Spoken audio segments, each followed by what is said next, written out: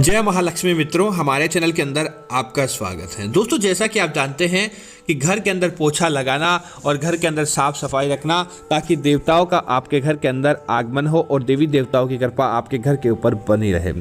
लेकिन दोस्तों, आप क्या जानते हैं कि आपके घर के अंदर पोछा लगाने से या आपके घर के अंदर पोछे का उपयोग कैसे किया जाए, इसके ऊपर भी बहुत ज़्यादा असर पड़ता है। क्या पता दोस्तों, हमारे द्वारा ऐसा तो दोस्तों देखा ही जाता है कि जिस घर के अंदर साफ सफाई होती है उस घर के अंदर अपने आप ही देवी देवताओं का प्रवेश हो जाता है। स्वच्छ घर और सुंदर घर के अंदर सदैव सकारात्मकता रहती है, नकारात्मक शक्ति उस घर से कोसों दूर रहती है और देखते ही देखते उस घर के अंदर अपने आप ही खुशियाँ आने लगती है। जिस घर के अंदर साफ सफाई ही ना रहती हो वहाँ पर फिर दोस्तों कंगाली और सकारात्मकता अपने आप ही सकारात्मकता अपने आप ही चली जाती है और कंगाली उस घर का बसेरा बना लेती है। तो दोस्तों, आज हम बताने वाले हैं कि पोछा कब लगाएं और ऐसा पोछा आपको भूलकर भी नहीं लगाना चाहिए। दोस्तों, आगे बढ़ने से पहले आपसे निवेदन है कि वीडियो को पूरा और अंत तक देखें और कमेंट के अंदर जय मां लक्ष्मी का जाप जरूर करें ताकि ऐसी जानकारी आपको मिलती रहे। दोस्तों, जिस प्रकार झाड़ू लगाते समय कुछ नियम आदि होते हैं कि आपको झाड़ू किस प्रकार लगाना चाहिए, झाड़ू लगाने से आपको क्या प्राप्त होता है और झाड़ू की किस प्रकार केयर करनी चाहिए, उसी तरह घर का पोछा लगाते समय भी कुछ ज़रूरी बातों का आपको ध्यान रखना चाहिए। दोस्तों, जैसे कि पोछा हमेशा कभी भी रात को नहीं लगाया जाता है, पोछा सुबह के समय लगाया जाता है ताकि रात भर की सारी नकारात्मकता और अगले दिन की भी सारी नकारात्मकता सुबह सुबह ही आपका घर का द्वार छोड़ देती है और आपके घर के अंदर सकारात्मकता प्रवेश करती है। इसीलिए रात के समय कभी भी पोछा नहीं लगाना चाहिए, सुबह पोछा लगाने का विधान माना जाता है। इसी तरह दोस्तों, अगली चीज़ की बात करें तो कई महिलाओं की यह आदत होती है कि घर का आप जब पोछा लगाते हैं तब पोछे की बाल्टी अपने टूटी फूटी बाल्टी इस्तेमाल कर लेती है। दोस्तों, ऐसी बाल्टी जैसे कि आपकी कोई बाल्टी टूट फूट जाती है और आप उसे पोछे के अंदर इस्तेमाल करने लगते हैं, आपको ऐसी बाल्टी भूल कर भी कतई उपयोग नहीं लेनी चाहिए। आपको तुरंत नई बाल्टी ही उपयोग के अंदर लेनी चाहिए और नई बाल्टी का ही इस्तेमाल करना चाहिए। वह आपके राहु दोष को बढ़ा देती है अगर आप टूटी प्लास्टिक की बाल्टी का इस्तेमाल करते हैं तो। इसी तरह दोस्तों, इस बात का ध्यान रखें, जब भी आप पोछा लगाएं तब कई महिलाएं और कई कि देखा जाता है ग्रामीण अंचल के अंदर कि पहने जाने वाले कपड़े जिसमें तो खास तौर से अंडरगारमेंट है, इस तरह के कपड़ों का आपको भूलकर भी पोछा बनाने के अंदर उपयोग नहीं लेना चाहिए। दोस्तों, हो सकता है उन कपड़ों के साथ आपकी अच्छी सकारात्मकता जुड़ी हुई होती है और आप फिर अपने उन पहनने वाले कपड़ों से ही पोछा बनाकर घर की साफ सफाई के अंदर लगा देते हैं तो दोस्तों निश्चित तौर पर आपके जीवन के अंदर कंगाली आने लगती है। इस प्रकार का पोछा आपको भूल कर भी उपयोग के अंदर नहीं लेना चाहिए। आजकल बाजार के अंदर बहुत ही सस्ते रेटों के अंदर पोछे उपलब्ध है, उसके बाद भी आप नहीं लेना चाहते तो का विशेष तौर से अपने अंतर्वस्त्र अर्थात कि अंडरगारमेंट को आपको पोछे के रूप के अंदर उपयोग में नहीं लेना चाहिए। बाकी आप किसी भी तरह का कपड़ा उपयोग के अंदर ले सकते हैं। इसी तरह दोस्तों, कई लोग क्या करते हैं कि पोछा लगाते समय दिशा का ध्यान नहीं रखते हैं, लेकिन माना जाता है कि पोछा आपको कभी भी दक्षिण दिशा से शुरू नहीं करना चाहिए। पोछा हमेशा उत्तर दिशा की तरफ से ही लगाना चाहिए और उत्तर दिशा जिसे कुबेर देवता की दिशा मानी जाती है, धन का आगमन इसी दिशा से होता है। इसीलिए सबसे पहले आपको उत्तर दिशा से लेकर दक्षिण दिशा की तरफ पोछा लगाते हुए बढ़ना चाहिए, न कि आप सीधे तौर पर आप उत्तर दिशा की तरफ पोछा लगा लें। इस बात का आपको जरूर ध्यान रखना चाहिए ताकि आपको उचित फल की प्राप्ति होती है। इसी तरह इस बात का ध्यान रखें कि कई लोग क्या करते हैं,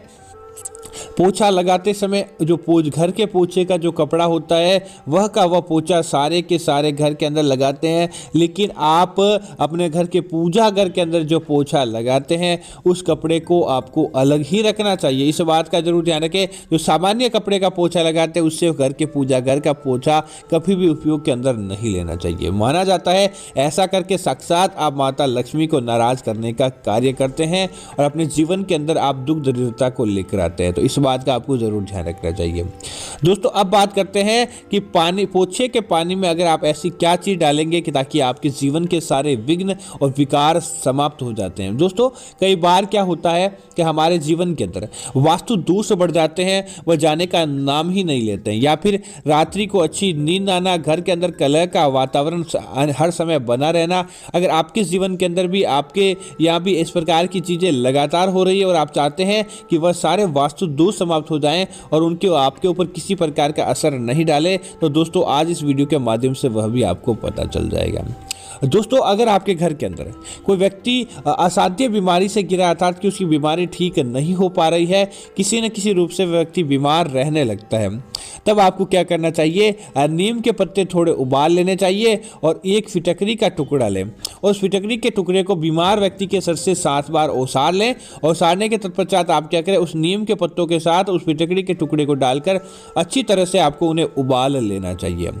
उबालने के तत्पश्चात क्या करें, प्रत्येक दिन आपको उस व्यक्ति के आसपास वहां पर उस पानी को, उस पोछे के पानी के अंदर डालकर आपको वहां पर पोछा लगाना चाहिए। दोस्तों जैसी भी नकारात्मकता होगी वहां से चली जाएगी, बीमार व्यक्ति अच्छा गुड महसूस करने लगता है, उसे अपने आप ही एनर्जी प्राप्त होती है और देखते ही देखते उसकी बीमारी भी ठीक होने लगती है, अगर आप ये काम करते हैं तो। दोस्तों अगर आप चाहते हैं आपके घर का वास्तु दोष सही हो जाए और आपके घर के वास्तु दोषों के अंदर आप पोछे के माध्यम से कुछ मदद लेना चाहते हैं और आपके घर के अंदर आप बरकत देखना चाहते हैं, आप घर के अंदर माँ लक्ष्मी का आगमन करवाना चाहते हैं, तब दोस्तों आपको एक काम करना चाहिए कि आपको अपने पोछे के अंदर समुद्री नमक की कुछ दलियाँ होती है, जो दानेदार नमक होता है, वह आपको डालकर, और विशेष तौर से शनिवार के दिन अगर आप डालकर इससे पोछा अपने घर के अंदर लगाते हैं तो दोस्तों अपने आप ही आपके घर का वास्तु दोष दूर होने लगता है और देखते ही देखते आपके घर के अंदर सकारात्मकता प्रवेश करने लगती है, सकारात्मक शक्ति का वास हो जाता है और आपके घर का सारा वास्तु दोष सप्ताह के अंदर एक दिन कम से कम आपको समुद्री नमक अपने पोछे वाले बाल्टी के अंदर डालकर आपको पोछा लगाना चाहिए। निश्चित तौर पर आपके जीवन के अंदर सकारात्मकता देखने को मिल जाएगी। दोस्तों इसी तरह से बात का जरूर ध्यान रखें कि गुरुवार के दिन